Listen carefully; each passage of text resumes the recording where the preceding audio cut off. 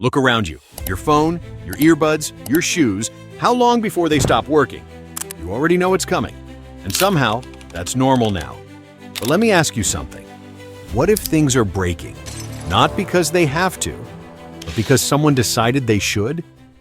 Let's rewind to the 1920s. Light bulbs had a problem. They lasted too long. Some burned for over 3,000 hours, a marvel of engineering. But that was bad for business. So, in 1924, a group of companies, GE, Philips, Osram, made a secret pact. They called themselves the Phoebus Cartel, and together they agreed no light bulb should last more than 1,000 hours. They didn't improve the product, they weakened it. On purpose.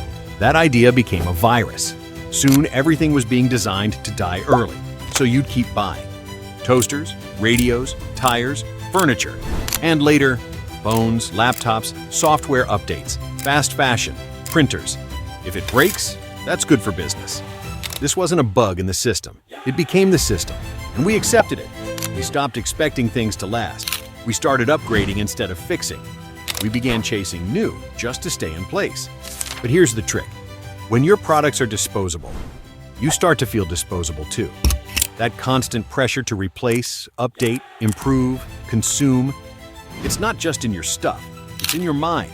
You feel behind, you feel like you're not enough. Like if you just had the next thing, maybe you'd feel okay again. That's the trap, because there's always a next thing. And the last one was never meant to stay. So next time something breaks, don't just ask what went wrong. Ask who benefits when it does.